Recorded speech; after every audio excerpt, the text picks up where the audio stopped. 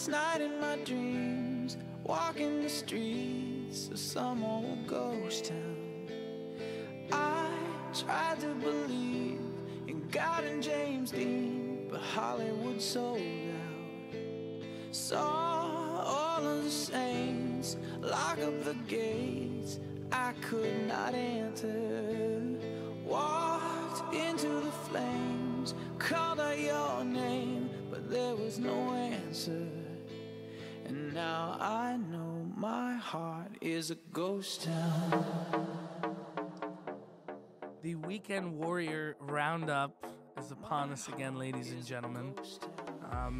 But the news this week is not as positive as I may have thought. I'm here with my regular co-host who could not be here last week because he was in Stratford watching Shakespeare. That's Mr. right. Toby Kerr. I'm deeply cultured. I'll have you all know. I'm very impressed. What'd you watch? Othello? No, Love's Labor's Lost. Saw Ben Johnson play Fantastic. The Alchemist. Get out of here. Yeah, you know. Ben Johnson? Yeah, Ben Johnson play. I cheat all the time? Not the sprinter. Oh, not the sprinter. No, not the Okay. sprinter. Very close though. I thought this was a sports show. So No, definitely not. We're a theater show, and maybe we'll touch on sports a little bit now and then. But it was fantastic. And then I saw The Sound of Music too, which is just a classic. It's so moving. Oh, it is. Deeply moving. I cried. Yes. And I also At like the movie, to say at the Disney movie. Not at even the Disney movie? Not even a live musical. Like just the movie with that blonde girl that sang. I don't even know her name. that's pretty much it. It's a blonde girl that sings. That's the plot of the movie. Oh, But I gotta say, Joe, it is an honor. Long-time listener, first-time host. that is awesome. Right? Yeah, so it's gonna be So good. you're my idol and I'm your idol. Oh so my this God. works out. This is cute. I guess Alex Boudreau, though, big shoes to fill in the previous incarnation. Well, yeah, I shouted out to him last week. I'm going to shout out to him again now. I miss you. Yeah, I miss him too. He's in Ottawa. Good He's Ottawa in the boy. nation's capital. So that's fine. The nation's capital is acceptable. The Blue Jays are down 2-0. Yes. They're done, right? I mean, if Be there's realistic. if there's Are they finished? if there's ever a team that you don't fully want to count out, it's the team with the best and most explosive offense in baseball. And you've got a guy in Marco Estrada who held it. They're done, right? You're not buying any of this, are you? They're done, right? I think that I don't want to believe that, but they're done, right? I think that if they win this next game, I think that they have a supreme pitching advantage in the next game. Estrada versus whoever. Yeah, I whoever. don't care who starts or who's starting for Texas. And so I think that if Estrada is able to perform the way that we've seen him perform in the regular season, again, this is a guy with no postseason experience, so you don't know. They win one more game. I think people's tunes start to change a little bit. To me, it's inevitable. You go to David Price in Game 4, if we get to that Game 4, of course. And I think it's rather What about unlikely. Game 5? It's Dickey No. in Game 5? Well, So you just don't go to Dickey at all? I think that at But this that's point, down the road anyway. I think that at this point, I wouldn't be surprised if they go Price short rest and Stroman short rest. I mean, it's desperate times here Yeah, for that's Toronto true. fans, but they got to win the next one, and I think that they will win this next one. Obviously, the odds say that they're probably not going to win this series, and in all honesty, do I really believe they're going to win this series? No, but I'm not going to fully give up. Joe, I have waited so long for these playoff games. I'm not giving up till it's over. You're among the Toronto fan base that is like that. And I am among that Toronto fan base that is like that. Because, yeah, I'm not willing to believe it's over. 93% of the time it's over. You know That's what? the numbers that we're up against here as a Toronto Blue Jay team. Is this a team that can come back? No. No? Why not? Okay, what have the Jays done to suggest they can't I come don't. back? No. I'm not saying they haven't done anything to suggest that. I just, with all my gut feeling, what I was worried about with Marcus Stroman came true. He was a little nervous at the beginning of the game, and he got hit around. That's fact. Early on, and then he 6 figured it innings out. of flawless work after that. That's Exactly. fine. I'm not saying he had a bad start, but he was a little nervous. He's a little jittery. Gave up a couple of hits and a couple of runs at the beginning of the game. Yeah. That's just a part of life. You're a young kid. You've never pitched at this stage before. That's what I was worried about. I'm worried about Estrada as well. I think he's been amazing all year. I think Marco Estrada has been the Blue Jays' most consistent pitcher outside of Price at the deadline. Hard to argue. It's hard to argue because it's a fact. But what if Estrada gets a little nervous? What if Estrada has a bad first 2 innings? The Blue Jays have had to come back in these first 2 games. They didn't come back in game 1. They lost. They took the lead in this game, and they blew the lead in the 8th inning, which was a crime in itself that Mike Napoli got a single. I don't know how it happened. And Blue Jay fans are just going to have to sit with that and boil in it. The strike zone was bad for both teams. So if I hear another Blue Jay fan say that the umpires screwed the strike zone, I'm going to scream. And I was screaming at the umpires about the strike zone. But, hey, it was bad for Texas, too. Yeah. I looked at some people in the bar I was watching the game at, and I said to them, you know what? Yeah, it was bad for both teams.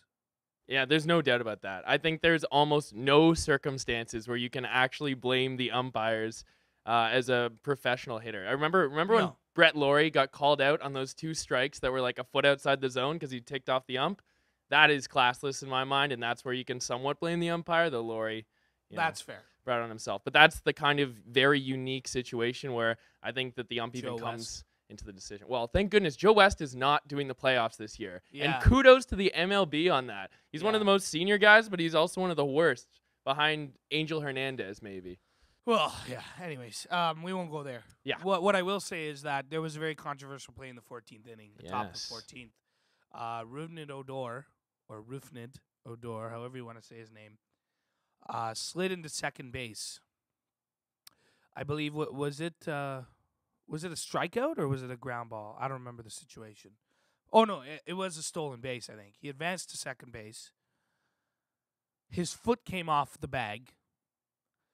Tulowitzki tagged him. Now, I'm not completely versed with the replay rules, but from what I understand, if it's after the 7th inning and it's a controversial play, the league reviews it anyway. That's what I understand. Because I know that managers are allotted a challenge 1 before the 7th inning. After the 7th inning, it's whatever happens, happens. If you win that challenge before the 7th, you are allowed a second one after the 7th inning. Now, the Blue Jays, I guess, just didn't take a challenge all game. Maybe they challenged that call. I think that's what happened. Odor's foot was off the bag. But at the time, and you were the one watching this live, so I didn't see it live. It was off the bag. My impression was that there was no definitive replay they found at the time, and then since the game, there's been a still picture that has come out. That picture was during the game. And that it was definitive enough? No. I'm going to have to... listen, I'm a Blue Jay freak. I love the Blue Jays. You love the Blue Jays. Our listeners love the Blue Jays. Sure. His foot was off the bag. Yeah. That's what my gut feeling says to me, that his foot was off the bag. Similar to the 92 triple play. The foot was off the bag. But yes, you just can't overturn that call. If you're an umpire, you just can't overturn that call. It's not definitive enough. Well, if you're the replay booth, you cannot say his foot was off the bag, even though it was. Well, that's the sad part about that whole thing. It's unlucky, but there's not a thing you can do about it. It was a ridiculously close play. The umpire absolutely cannot be faulted deciding either way on that one, and then there wasn't enough evidence to overturn it. So, I mean, there's nothing really that can be done differently. It's just one of those things in sports. Sometimes you get bad luck in a situation like that. And, I mean, credit Odor. He has been incredible. Well, Odor stretched out a single to center field as the game-winning run, which ended up making it 5-4. No other player can get to home plate that fast unless it's like Ben Revere. Oh, yeah, he's unbelievable. Delino DeShields has eaten the Blue Jays pitching for breakfast, lunch, and dinner and has pooped out singles, doubles, and triples. Prince Fielder has been contained, but when DeShields and Odor and Jimenez and Chirinos are hitting home runs and singles and doubles, doesn't matter. Yeah. This is what I was worried about. I did a baseball show with Kyle and Greg, a couple of our writers. And I even mentioned that if the Blue Jays get by Texas, they will go to the World Series, but they have to get by Texas. That Texas is not a pushover team. And I think Blue Jay fans are starting to understand that now. Well, that's the question that I have. In your opinion, is this situation that the Jays are in, is this because the Jays have taken a step back in terms of their level of play in the playoffs, or is this just credit to a red-hot Rangers team that came into the playoffs on Blue Jays fire? have taken a step back for sure. You know what? I would agree. I would agree. I'm not giving Texas that credit. I refuse. Derek Holland wiped a Blue Jay towel on his butt side. Yeah, we saw that. Okay. Blue Jay fans, if there's something I'm angry about, it's not the umpires. It's that Derek Holland took a Blue Jay pride towel and wiped his butt with it. That's what I'm mad at. That's what I'm angry about. Not this, the umpires threw the game. The umpires didn't throw the game. You lost the game because you gave up 6 runs. That's why you lost the game, period. Blue Jay fans need to start understanding that the only sport in the world that an umpire cannot control like a referee in other sports can is baseball.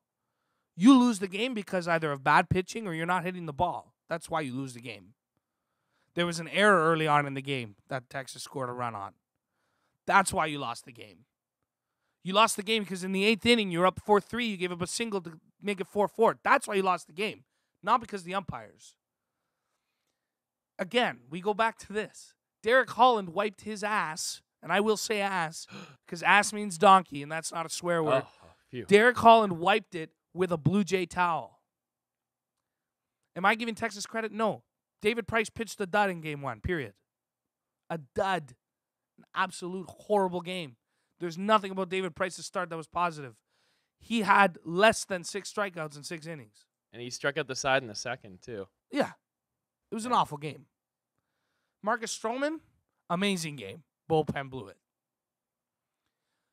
Now, I think the Blue Jays, and this is what my concern was, the starting pitching. And I said that last show, starting pitching will lose the Blue Jays this series. It has lost the Blue Jays this series now. All right, well, it's not over, but it's pretty damn close. No, and I generally tend to agree that, yes, it is the Jays not playing as well as they should be right now. That's the main cause, but I think you got to give the Rangers maybe a little more credit. That it's the role players for Texas that have stepped up. And even when David Price, fair. I'll give you that. Even when David Price is not as his best, it's easier said than done to hit a homer off of the David Price, who, in my mind, is the Cy Young winner in the American League, but we shall see. And the 8 and 9 hitters did it in game 1. And again, these guys are stepping up in game 2. And to me, I mean, that's the mark of a really good team. And that's what we saw from the Jays throughout the year. We saw a guy like Revere. I don't know if you consider him a role player, but I think consider him a leadoff hitter. I consider him an elite player. Okay, fine. But Kevin Pillar. What he produced? Kevin Pillar. That's Devin fair. Travis / Ryan Goins. Yeah. Whoever you want to have in there, they've produced quite a bit at Russell times. Russell Martin. Home runs. And the guy, my favorite hitter on this Jays team, and to me, this is what I'm most upset about. I don't see how Chris Colabello isn't in the lineup. I get the lefty-righty thing. Well, he'll be in the lineup game 3. He was for game 2. Yeah. Got a couple of hits, 2 for 5 before they pulled him. Absolutely. But, I mean, I like Justin Smoke, and I think he is a fantastic defensive first baseman. But giving up 100 points of average for comparable power, for better defense at first base, which can come up big in certain spots, but Colabello is a perfectly capable first baseman too, and I think he's your everyday guy. Yeah, he made some good defensive plays today. Actually, he is a fine defensive first baseman. I don't think you take Colabello out the rest of the series. He should have been your everyday guy. It baffles me because Smoke is a guy they keep hitting him so upsettingly high in the lineup too. Gibbons likes him. That's all. And my managers play favorites. You remember? You know baseball. You've played baseball. I'm a manager too. I play favorites all the time. Well, there you go. I mean, but Gibby loves Justin Smoke. My point is, in game 1 especially, Smoke did nothing at the plate. Nothing at the plate. And it was still a close game. And if Chris Colabello's up in a couple of those big situations, is that the difference? I mean, we'll never know, but I am so much more confident with Chris Colabello. Colabello actually had a big hit on the Blue Jays rally today to make it 4-3. And he had a hit in the, what is it, the 13th? He had a hit in the 14th? 13th inning, yeah. I think.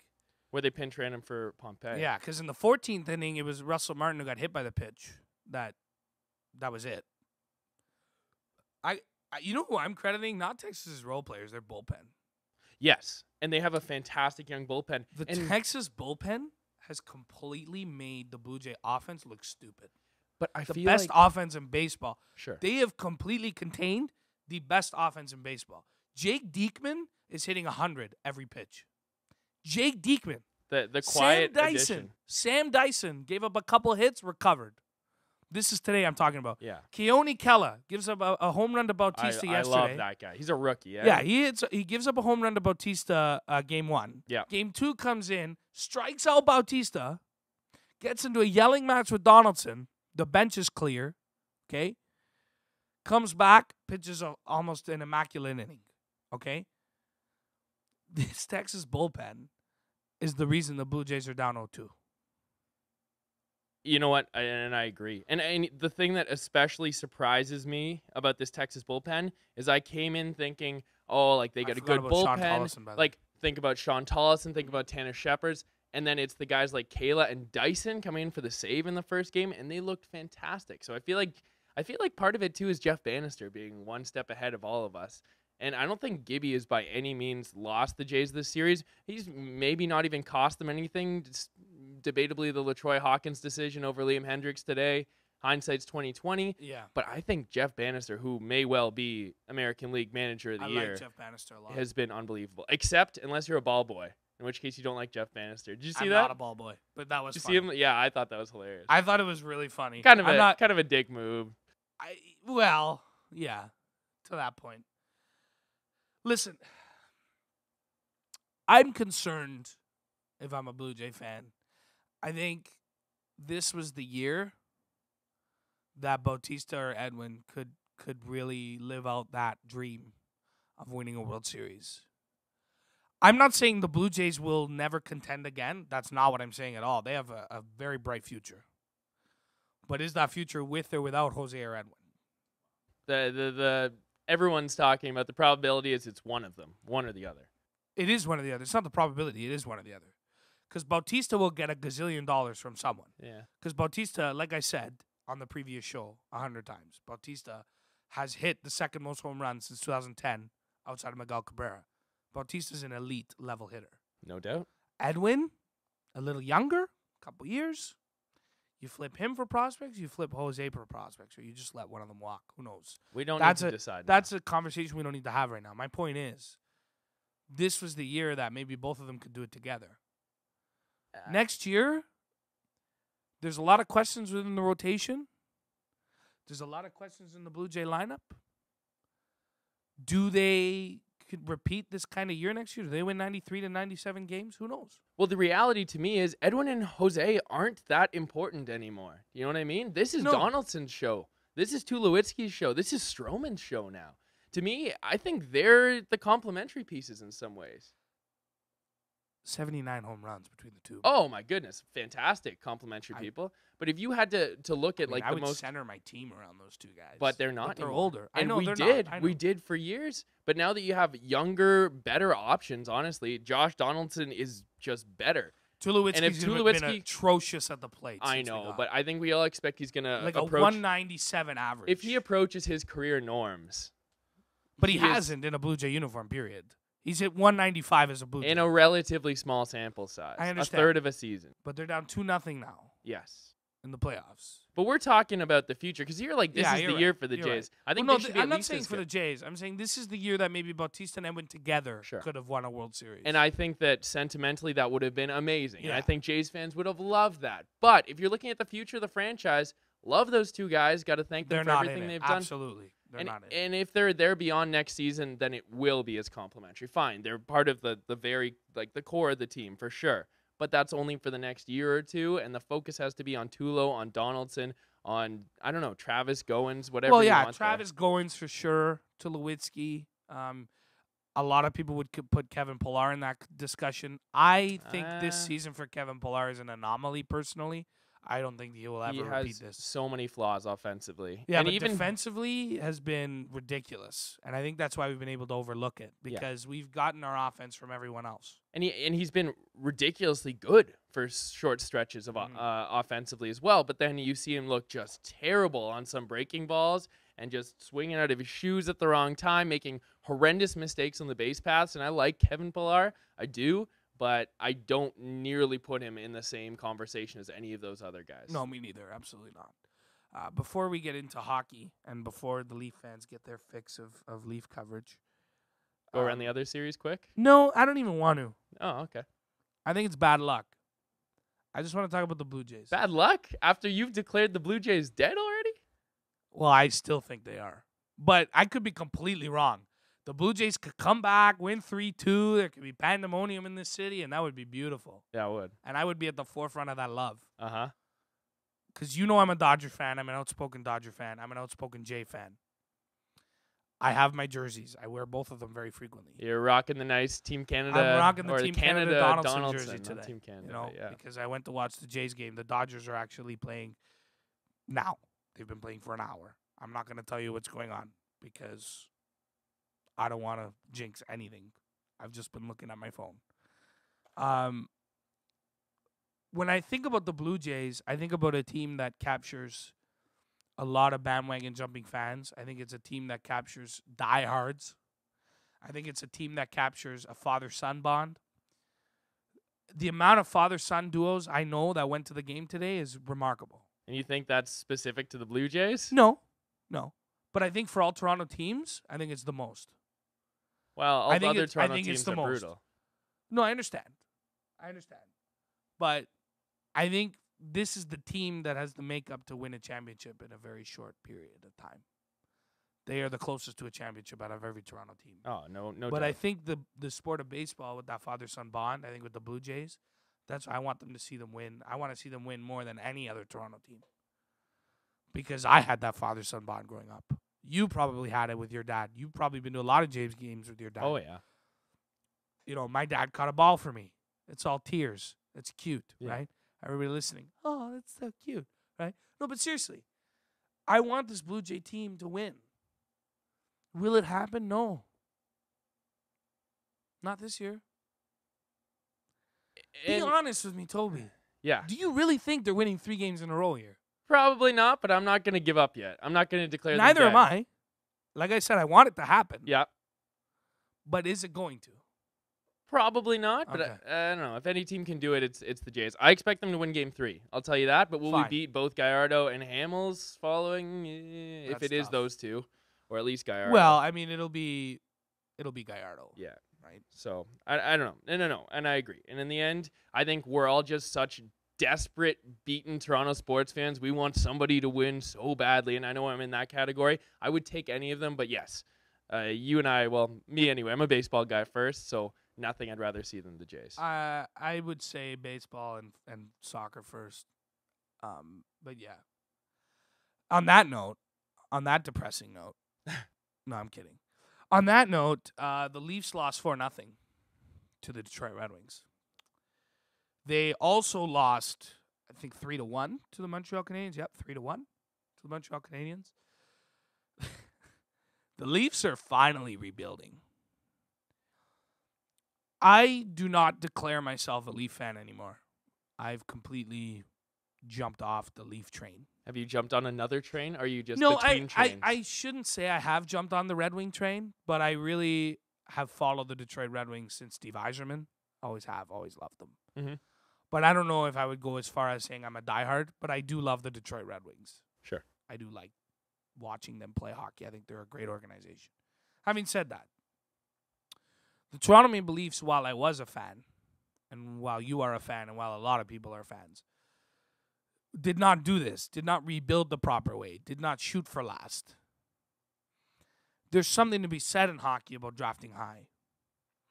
There's two sides of the token. There's the Chicago Blackhawks that drafted Taves and Kane and Keith and Seabrook in 3 different drafts.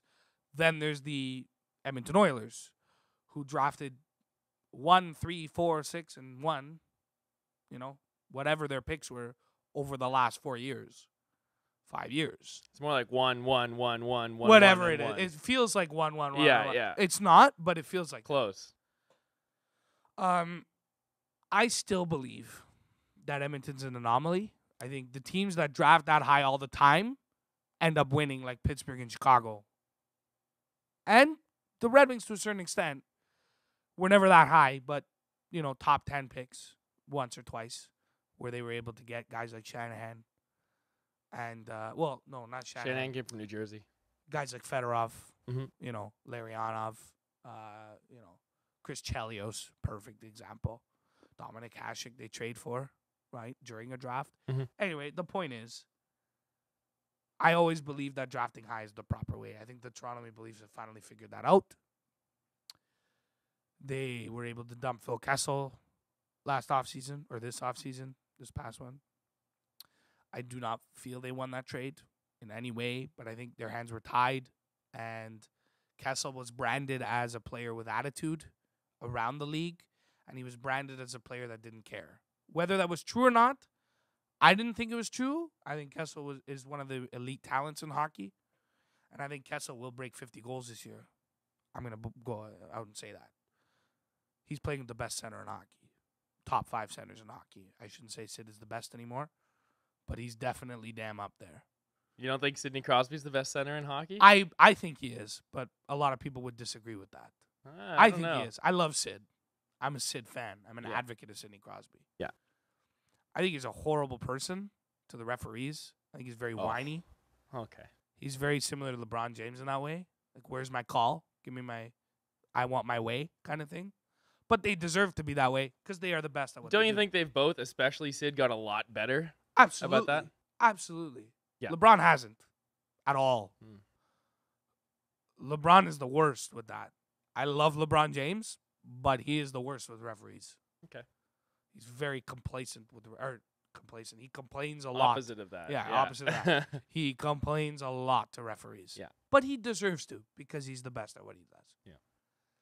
Sidney Crosby's the same. He's actually improved in that way. Yes. Now the Leafs. All the way back to the depressing Toronto Maple my Leafs. God. You know what? Maybe Can Mike Babcock even cure this? You know what? Okay, maybe I'm crazy here. I sort of liked what I saw on Wednesday night. Because if you're a Toronto fan, bear with me for a second. Yeah. Or even a hockey viewer, and you know your team's not going to win much, and you don't really want to see your team win all that much unless they can pull something ridiculous out of a hat You really where they don't can want be them to competitive. win at all. But you don't. You don't. But if your team is not going to win, what do you want? You want a team that doesn't give up, that works hard. I would say they outworked the Canadians in that game. I'll agree with that. They outshot the Canadians, and that is like the kind of team that fans can relate to a little more. You know that in this city, they're all about their blue-collar players, about their Wendell Clarks, their Doug Gilmours. Even to me, and my favorite player probably on this Leaf team, and a huge fan favorite's Leo Komarov. Yeah. And we always love those type of players. And this is a whole team of those type of players, or at least a bunch of guys acting like that. And I was shocked that Michael Grabner was not in the lineup on Wednesday night. Yes. But to me, that probably speaks to his attitude more than anything. Because a team that is that devoid of talent, how do you not have Grabner in there? But I love that. If Mike Babcock sees someone not buying in, he's not going to be afraid to bench him, no matter what the price tag is, no matter the role they were supposed to play on this team. I think that if you have the expectations that the Leafs won't win, and you're just along for the ride to watch some hockey, this is not going to be that bad of a team to watch. And I think Toronto may end up embracing them. I actually enjoyed that game Wednesday. Me too. I love Carey Price, and I love the way he plays hockey. But I even think ridiculous. he had a hard time on a couple of flurries of shots that the Leafs Sure. had. They really did outwork Montreal. But this is going to be, and I hope for the sake of Leaf fans that they finally get a Mitch Marner type pick for the next 3 or 4 years. Period. I just hope they don't keep taking a Mitch Marner type player with those picks, though. That's fine. No, I'm not suggesting that. Yeah. I'm just saying that type pick. 4th pick of the draft, 2nd, Sure. 3rd, whatever it may be, top 5. For you to pick that high every year, it's amazing. Even in baseball, picking that high every year is amazing because it ends up panning out for you, like the Astros. The Leafs finally are doing it the right way. I guess that's all I can say about the Toronto Maple Leafs. They've put in a very, very, very strong coaching core. The assistants to Mike Babcock are equally or as good as maybe 15 head coaches in the National Hockey League. That's bold. It's true. The assistant coaches of the Leafs have a ridiculous amount of knowledge of young players, and that's where the game is going. That's where hockey's going, period. Hockey is going to younger, faster, stronger players. That's where baseball's going. I don't know about younger. Maybe not younger. I Faster think faster, players, yeah. stronger players. It's athleticism. That could sometimes equate to younger players. And I think the attitude in a lot of sports is you give me an athlete, I'll turn him into a fill in the blank, hockey player, baseball player, whatever it may be. That's right. And Don Cherry says it best. You give me the best hardworking guy, I will take him over the best player. Sure. You give me the hardest working guy on the ice, hardest working guy on the baseball field, hardest working guy on the basketball court, I will take him over the best player. I think if the Leafs take that mentality over the next 3 to 4 to 5 seasons, they can finally mold this team into a contender again. But my fear is, on the outside looking in, that the Leafs will compete quite sooner. And it will be to their detriment, like it was when they made the playoffs the shortened season. It will be to their detriment. Wasn't that only to their detriment because of the way they exited the playoffs? In No, general, it was I don't believe that at it was all. a feel-good thing up until then. If they made the second round of that playoffs, I still do not believe they would have made the playoffs the next season. And as a hockey fan, when they lost that game, and we have to remember it, even though Leaf fans don't believe it was a game that actually took place because they don't want to remember it as a game that actually took place. But it did. That's the reality. That team was just not good. That team was a team that played before January. The Leafs were notoriously fantastic before January. That's what it was. They played 48 games. They didn't play 82. They weren't a team that played 82 games. The only exception was the Blackhawks, because the Blackhawks did not lose in regulation until game number 27. That was the only exception. Come on. Yeah, we might not ever see anything like that again. No, it was unbelievable. Yeah. Like, to suggest that they wouldn't make the playoffs the next year is ludicrous. Yeah. The Leafs gave up a hat trick to Justin Abdelkader today. Oh, well, Justin Abdelkader. I mean, he may score 20 whole goals this season. So, listen, I understand it's going to be a long year for the Leaf fans around Toronto or around the country of Canada, because they seem to be everywhere. My concern is, and you may think otherwise, but my concern is, Please. I think they're going to compete too soon. I think they're going to be 9th or 10th place too soon. And I think they're going to screw themselves out of a good draft pick too soon. I think that you are way overthinking this. I and also that is think a they sort of should've- ludicrous concern. Is it? Well, Do I you think really so. think so? How do you worry about your team winning too much, you know?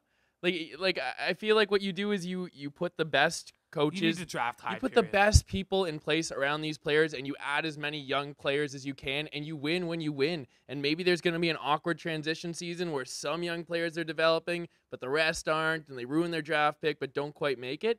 But I think that if that does happen, which is entirely possible, maybe 2 years down the line, it'll be a stepping stone to making the playoffs the next year. And it can only be a positive. Let's just hope that it is a stepping stone, because so many years of that have not translated into stepping stones. But how often do you really see teams go from like rebuilding to huge contender? No, next no, year? I'm not suggesting that either. Unless you're the Avalanche, but then they dropped right back down. Well, yeah, because that was, again, overperformance. They were overachieving. Big time. Right? I'm not suggesting that at all. The Blackhawks didn't do that. But the Blackhawks made the playoffs, went out. Yep. And they made the playoffs as a higher seed, went out. Then they went to the second round, went out. Then they went to the final and won. Yeah. So I'm not saying you go to contender right away. A lot of teams lose a couple of years in the playoffs before. Because in hockey especially, it's almost impossible to win the first year you make the playoffs after a long time to win a Stanley Cup. Hockey's the hardest sport to win the championship in. Yep. It's hard. It's 4 7-game series. It's almost playing 16 games if every game goes to 7 series, it's like playing 28 games. So you're playing 16 games after an 82-game season. You have to win another 16. It's very hard to do. Oh, yeah.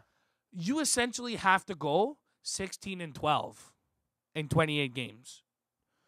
Assuming every series goes to 7 and you win 4. 16-12 usually won't do it because that's a Stanley Cup. Yeah. No, but I'm just saying. But 12 losses? No, I understand. Yeah. But that's what I'm saying. Yeah, no, I get you. If every series went to the max and you won every 7th game, you would be 16-12. Yeah. Stanley Cup teams maybe go what? 16-8? Unless you're the LA Kings a few years ago, and then they did it. 16-10 maybe? Yeah. Should be a better average. 16-10. After playing 82 games, that's very hard to do. No arguments here. Because you're going up against the best of the best. Well, hockey, I guess, because so many teams make it. If you're first place, usually you beat the 8th place team. But we've seen upsets. Oh, like crazy. Yeah. We've seen, and even with Tampa Montreal last year, I'm one of the 2% of people who thinks Montreal was the better team in that series. But they lost in last-second games or last-second goals, and that tilted the series Tampa's way. Fine. But, again, I'm a very small percentage of people who believe that. Yeah, I would disagree. I think Montreal played okay, but yes. They didn't score when they should. No, they didn't. And Tampa had owned them, and I think a lot of people saw the result coming. But before we move on here, do you want to quickly do a couple dark horse teams for the upcoming year? Yeah, I know we were supposed to touch on that. I'm sorry, we kind of just went off. Oh yeah, I don't know how we're doing time wise, but Oh, we're okay. We're all okay. right, good stuff. Good stuff. Why don't you give us insight? Because you are a brilliant hockey man. Oh wow, thank you, thank you very much. I'll give you a couple dark horse teams. I'll go one from the East, one from the West. Tough to define what a dark horse really is, but at least a team I think is going to take a big step forward. To me, it's the Columbus Blue Jackets in the East. They are just tough as nails, and I really see when a lot of your top scorers can also hit. And can lead with the body as well. Guys like Brandon Saad, Nick Foligno. I love Nick Foligno. And you got Hartnell, you got Clarkson, if you count him. And then they've got a couple of studs, too, in Johansson and a couple of young guys. Ryan Johansson. If Boone Jenner takes the next step this year, Cam Atkinson. Like, I think they could be a scary offense. I think their defense isn't amazing, but it doesn't really hurt them. And Bobrovsky, they have the goalie. Yep, he's a world-class goaltender. So I think this is a team, at the very least, I'm going to enjoy watching this year. And I think that they could make some noise. I think the East is weaker than it so has weak. been It's in so a long weak. time. I assumed the East would take a step forward this year, but after all the Why? trades that happened and Boston getting rid of talent. yeah, Boston dumped off talent too, and it was a very weird offseason for the East. The Rangers kind of getting older, a little more tired. St. Louis is not really playing for them anymore, from what I understand. Retired. Yeah, I mean, St. Louis was a big part of that offense last year. He's retired. I mean, you're completely taking away a big talented player from the East. Yeah, I mean, it makes sense. Columbus makes sense in a lot of ways. I think defensively, though, you're missing out on that. Well, yeah, Wisniewski, who's just been told he's gone for 6 months, by the way, now on Carolina. But they got a couple players, like Jack Johnson's all right. They got some. No, guys I'm on the saying blue that's line. one of their strong points. I mean, they're not a flashy, like sexy That's why defensive they're team. not sexy. You know? They're not flashy, but they get the job done. I think they're going to be fun. They're like a much, much, much better version of the Leafs in terms of the working hard lunch pail but sort they of have thing. talent, though. Another team that I think is a good dark horse story, and they're quite different, but in some ways more exciting, the Dallas Stars. And I don't know if they count necessarily as a dark horse. I'll believe it when I see it, but yeah. Really? I get where you're coming from, though. Well, I mean, you have Jamie Benn, who somehow won the One of scoring the best in title, hockey, absolutely. but Absolutely. with a ridiculously few points last year. But yes, he's fantastic. And I think that they were Kerry Lettinen not playing like crap out of nowhere last year, and Tyler Seguin staying healthy away from possibly being in the playoffs last year. But they're a very intriguing team. Their top six is as good as anyone's in hockey now that they've added Patrick Sharp. Yeah. I think that their defense is also very solid. I am a huge fan of John Klingberg. I think he is one of the next offensive stars Very on that high blue line. potential, yeah. And then they've got tons of great sort of defensive defensemen like Goligoski. He's never turned quite into the guy that people thought he was going to. I'm a fan. But yes, Yeah. yes, no, so am I. And they picked up a guy like Demers from the Sharks and like lots of little stuff like that. And I think that their depth in offense is pretty good. Like Antoine Roussel, excellent. Yes. Kukushkin, like they've got good checkers, great top end scoring. And to me, the biggest addition though is Antti Niemi, because apparently it's going to be a sort of timeshare to start the year between Lettinen and Niemi. If Lettinen doesn't return to form, I think Niemi is just fine there as the starting goaltender. And then they've got young Jack Campbell. If you remember the stud on the USA junior team a couple of years ago, and he's waiting in the wings too. So they could be set up for a while. They've got Ben and Seguin under control, young guys. I think they're in good shape. I think, I guess I understand where you're coming from when you go Ben and Seguin. You don't buy the Stars, one of the better 1-2 punches in hockey.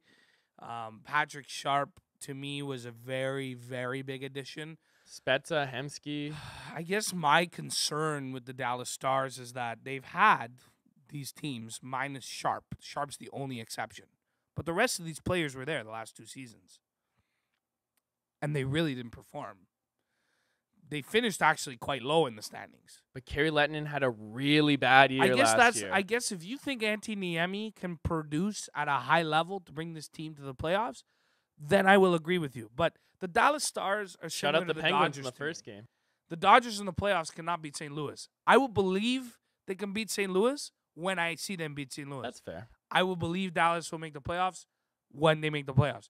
But I'm not saying it's ridiculous to say so. You have a lot of very, very good points. I was actually leaning towards Dallas, to be completely honest, in the West. For that reason. Just too much talent. But I guess the only thing holding me back is I'll believe it when I see it. But as a dark horse, I'm picking Dallas. Yeah, I do it doesn't think they'll hurt make to the pick playoffs. Dallas. No, and I think they'll make But the I playoffs. think more of a dark horse for me is the LA Kings again. Now, see, they're one of my overrated teams. Really? Yeah. Okay, you tell me why you like them. I'll tell you why you're wrong. I don't know, man. The Kings, when they won the first time, I thought was outrageous. Yeah. I didn't think they could repeat. I thought it was stupid that they even won the first time, being the 8th place team.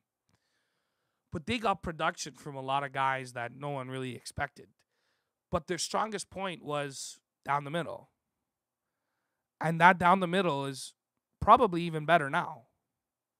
Kopitar, right? Jared Stoll wins faceoffs like a machine. You can't dispute that. Does coke like a machine, too. Well, that's the unfortunate part about the whole thing. Yeah. Mike Richards, too. He's gone. He's gone, I know, but today. they bought him out because of the drugs. A cap hit until 2031. Did you see that arrangement? I saw the arrangement. Extremely strange. Anyway. It is very strange. I apologize. Go ahead. No. That's a very good point. The Kings, to me, have done a very good job developing young players. Tyler Toffoli, Jake Muzzin. They've had the whole Slava Voinov fiasco. I understand that. But he's back. We'll see how he does. I think he can produce. I think Slava Voinov is a very underrated player. But my biggest part of that team that I love is Milan Lucic with Kopitar. I am so excited to see that play out. Both big, both physical. Like you said, the guys on Columbus, big physical guys that can score goals. Drew Doughty is still the staple of that defense core. I like the LA Kings this year to do some serious damage if Lucic and Kopitar produce the way I think they will. They're a very sexy combo to me. Both big, tall guys that can score a lot of goals. That's nice, man. Especially in hockey. You can never run out of those kind of players, right? That's my take on the Kings, I guess. I may be overrating them a little bit. I may be that percentage of people that you think is overrating the Kings, right? I would put them as more of a dark horse than the Stars because a lot of people are writing off the Kings this year. And I'm one. And can I tell you why? Yeah. I don't see it. To me, I think that there are few teams that Milan Lucic will make less impact on than he would the LA Kings. Because to me, Milan Lucic brings this unbelievable presence in terms of being, a you-know-what disturber. He hits like crazy, and he's got a bit of a scoring touch too. And that's a fantastic, versatile skill set you don't find everywhere. But I think a huge part of Milan Lucic's game is really bringing that sort of tough kind of mentality to a team and really adding that element that teams don't have, whereas the Kings already have that in spades. That's the way their whole team plays, which is what's so impressive. And they already have guys who will hit like crazy, like Dustin Brown. Like, look at their captain, Dustin Brown. He'll hit, he'll play gritty, he'll get in everyone's face, and he can score a bit too. And they've already got that type of player. So to me, yes, everybody would like a Milan Lucic on their team, no doubt. But for what they traded, I'm not sure he's going to be as impactful as some people think. What did they trade? Martin Jones, another young kid. And a high pick. It was a pretty high pick, as I recall. like the 15th pick of the draft last year. It was a high pick because they got a first too, I believe. I believe it was Jones and a first. Yeah, you're right. Okay, and then Boston flipped Jones for another first. That's correct. Yeah, so they got great value in my mind. Boston did on Lucic. Oh no, I'm not disagreeing with the value that they returned. I just love Milan Lucic as a hockey player. But who's gonna He's very talented. Who's gonna do the scoring for these LA Kings? I mean, I think in a Well, perfect there's world, Kopitar, there's Lucic. Sure, and like there's Jeff Carter and Marian Gaborik. And if they're healthy and not getting older, which clearly their whole team really is, and if everything goes right, then sure, they could have a couple of dangerous first couple lines, but I don't see the top end scoring really being there this year. And I do like Kopitar, and he's a great two-way forward, but he's not going to carry a team offensively the way that some of the other superstars in this league can. And I just don't see the top end scoring being there. I do like their defensive core a lot. I'm a big Jake Muzzin fan. Their defensive core is unbelievable. But I also Doughty, Voinov, Muzzin, Scozzari. I mean, oh yeah, no, and I agree. Actually, Voinov's gonzo. No, I understood he was practicing with the team, preparing with the team. Okay, well, we'll discuss it later. That wasn't my impression. Oh, Last okay. thing I read, I thought So he was gone back to Russia, but wow, that's no, I'm serious. Yeah. Anyway, well, there you go then. Well, Forget I said Voinov. And I think that Johnny Quick, too, is a guy who may be poised to finally start taking a step back because he has been somewhat inconsistent in the regular season. I know. He has been. But I mean, I wouldn't be shocked if they make the playoffs, but if I'm making their Western Conference right now, I put them around 10. Wow, okay. Yeah. Well, yeah, because the West is very difficult. Exactly. In the East, they're a playoff team, no doubt. No doubt, but it's around 10. We're going to go on break, and we're going to come back and round up with the NFL Rapid Fire. Oh, baby. That's my favorite part of the show. Some picks. We're going to talk about Thursday night's game, which was ugly as hell. So bad. But that'll be it for the rest of the show. We're gonna finish off with NFL. That's it for hockey. But that was good. Good talk. That was good, Toby. You're pretty good at this, eh? Yeah, learn from the best. I got some